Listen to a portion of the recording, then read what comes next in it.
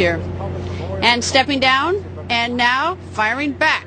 Governor Palin surprising everyone, announcing she's out. I'll work hard for and campaign for those who are proud to be American and who are inspired by our ideals, and they won't deride them. I will support others who seek to serve, in or out of office. And I don't care what party they're in, or no party at all, inside Alaska or outside of Alaska. But I won't do it from the governor's desk. I've never believed that I nor anyone else needs a title to do this, to make a difference, to help people. So I choose for my state and for my family more freedom to progress all the way around so that Alaska may progress. I will not seek re-election as governor. I thought about, well, how much fun some governors have as lame ducks.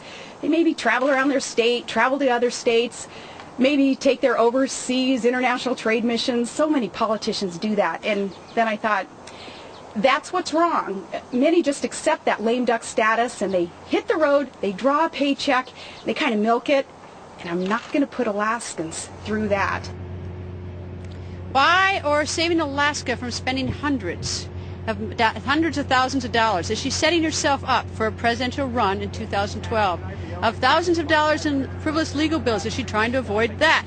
Well, now the governor is striking back at her critics online, using her Twitter and Facebook pages to punch back, attacking mainstream media and Washington, posting an article saying the FBI is not investigating her, and a statement explaining her decision and mentioning Senator John McCain.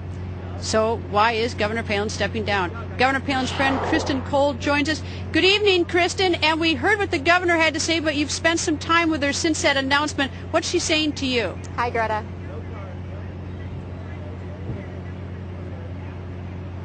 Well, I think she thinks it was the right decision. I did communicate with her yesterday. She feels good about the decision because she does believe it's right for Alaska and for Alaskans.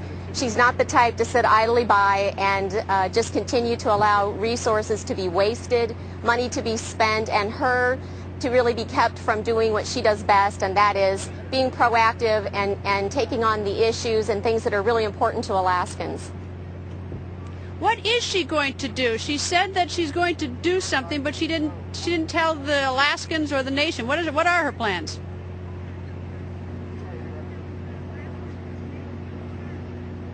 Well, I don't think she's been specific yet, and I think for good reason. I think on Friday her primary focus was really Alaska and Alaskans, and so I don't know that she has an ABC list of exactly what she's going to go do, but what I can tell you is she's not the type to sit still. She's a doer. She's a get-it-done type person. If you look at all the things that she's accomplished in the first 2.5 years of her administration, it's astounding, and it's really more than most people can accomplish in 2 terms.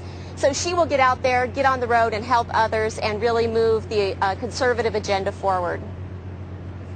Kristen, how does she combat the idea that she's a quitter? You know, here's a woman who's a high-profile woman who had a very important job, still does for a couple weeks, and all of a sudden, on the eve of 4th of July, she says, "I'm out. I can't take the bills. I can't take the attacks."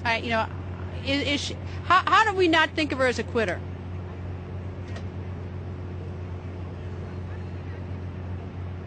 I think it's the exact opposite. She's not a quitter at all. She's a fighter. And what she's saying is that I'm going to fight for Alaskans. I'm going to fight for the values that are true and important to me. And right now she's being kept from it, and she's really being kept from doing her job because of all these ethics complaints. Resources are being wasted, and she cannot tolerate it any longer. And she's not going to allow Alaskans to tolerate it either. Were you surprised by the decision? Certainly caught everybody else by surprise.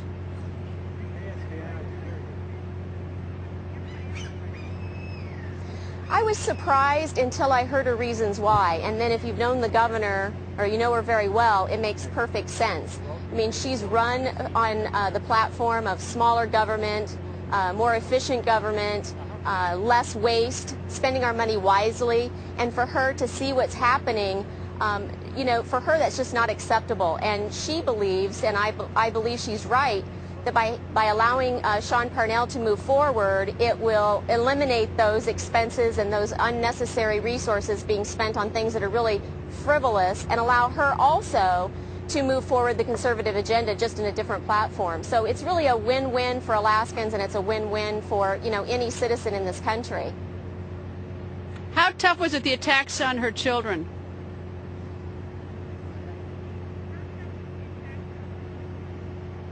You know, I'm a mother, and there's a whole lot of mothers out there just like me, and I think any time your child is attacked, especially for no reason, I think it hits home, and it certainly hit home last week when Trigg's face was disfigured. I mean, you know, you could attack her on her policies or on her politics, but to attack a small child and to disfigure his face, it's not only it's dishonorable. It's just not acceptable, and I think that really smarted, and I think any mother can identify with that. Kristen, thank you as always. Jay Newton-Small of Time Magazine joins us in Anchorage, Alaska. Jay, you're up there. I imagine you're speaking to people, Alaskans. What are they saying about this decision?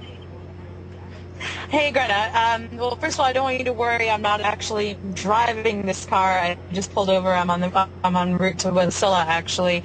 And I've spoken to a lot of Alaskans, mostly politicians here, and some of the sort of you know, people in Wasilla, and the reaction is generally of surprise. I think most people were very shocked that she's resigning. There are a lot of people who were worried that she, you know, were disappointed that she's not going to finish out her term. There's some worried about some of her initiatives, like the pipeline that she championed, but others have sort of weren't that surprised, which was surprising to me that they weren't shocked, because it was an open secret how miserable she was here in Alaska in the last 8 months. She was at war with a legislature that just really didn't let her get anything done. She was, you know, battling over appointments. She was battling over the stimulus funds, and so it was just, coming back here was really tough for her, and I think that a lot of people realized that she really you know, wasn't happy, and she was also paying, you know, hundreds of thousands of dollars in legal fees to defend herself against these complaints. And if you look at that money, you know, $600,000 paid in 8 months. If she stayed the next 16 months, that's another $1 million if it's at the same pace. That's $1.6 million for a family. That's a lot of money. And last time I checked, her approval rates, in spite of all this, were quite high. Most governors would kill for her approval ratings. Is she still, in the last 4 weeks, still popular with the constituents? Well, in May, the last poll that had her at about 54% approval rating, which was great, but I mean, it's down from the 86% that she had before John McCain tapped her to be his vice presidential running mate. So, and the difference really is the loss of, she used to have huge bipartisan support in the state. A lot of Democrats really loved her. She did well with Democrats in the legislature, and without them, it's become a lot more difficult to get stuff done in the legislature, and that the drop-off of 30 points really is a lot of the Democratic support in the state, Democrats who got upset listening to her talk about Obama pal around with terrorists, criticizing Obama as a socialist, and so that's what's translated into such a tough time in the legislature here. Is the legislature, though, making its position based on politics because they don't like her because she's on the other side of the aisle, or because they fundamentally disagree with her on a political ideology point of view?